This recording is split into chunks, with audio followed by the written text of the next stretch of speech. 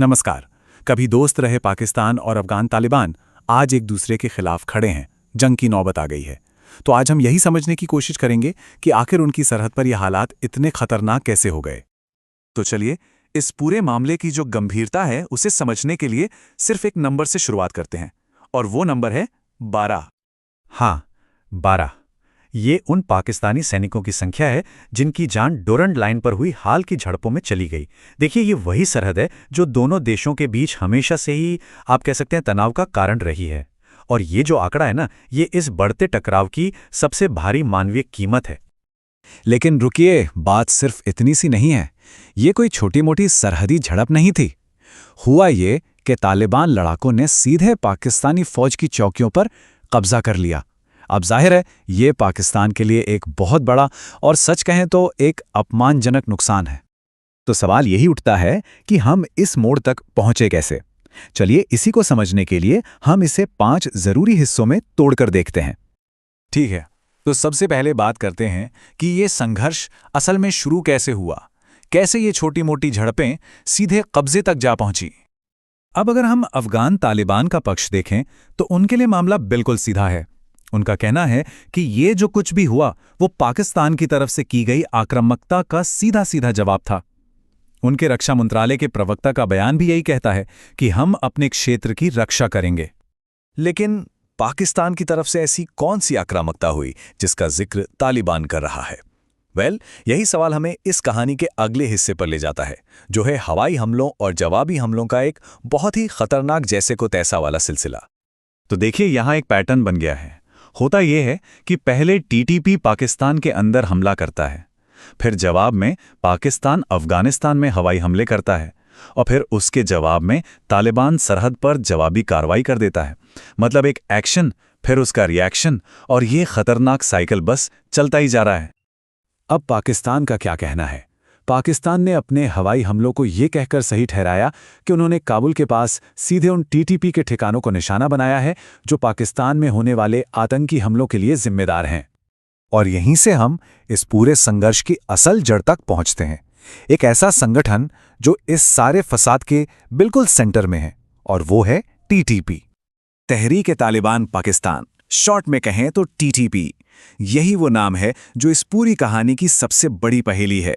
ये समझना बहुत जरूरी है कि ये अफगान तालिबान से एक बिल्कुल अलग ग्रुप है, और इसका एक ही मकसद है, पाकिस्तानी सरकार के खिलाफ जंग। और बस यहीं आकर सारी बात फंस जाती है।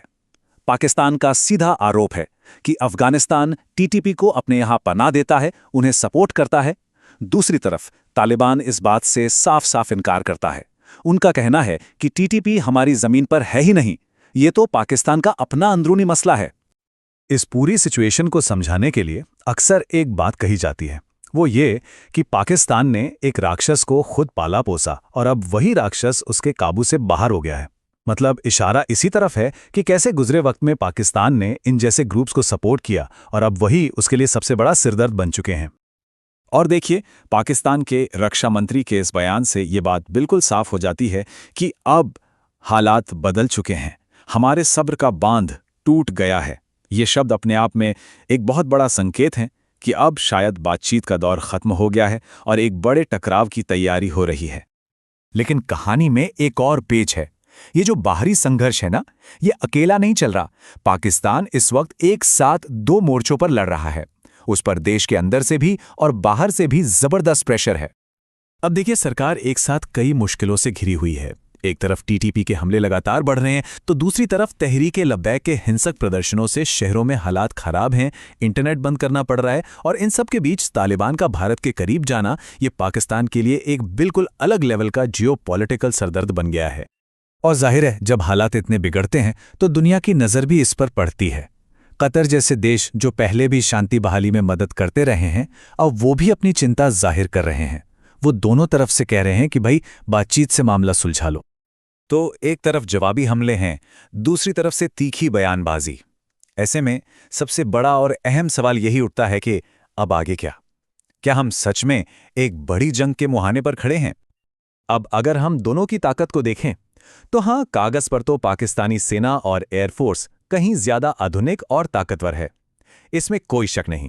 लेकिन तालिबान को भी कम नहीं आंका जा सकता। उनके पास अपनी जमीन पर लड़ने का 20 साल से ज्यादा का तजुर्बा है, और वो भी घुरेला युद्ध का। और ये मत भूलिए कि वो ये पहले ही साबित कर चुके हैं कि वो दुनिया की सबसे बड़ी सुपर पावर को भी अपनी जमीन पर हरा सकते हैं। तो जब सीमा पर होने वाली छोटी मोटी झड़पें अब एक देश के दूसरे देश पर सीधे हमलों में बदल चुकी हैं, तो पूरे रीजन के ऊपर एक ही सवाल मंडरा रहा है कि क्या अब एक बड़ी जंग को टाला नहीं जा सकता? क्या ये होकर रहेगी? इस सवाल का जवाब फिलहाल तो किसी के पास नहीं है, और भविष्य बेहद अनिश्चित लग रहा है।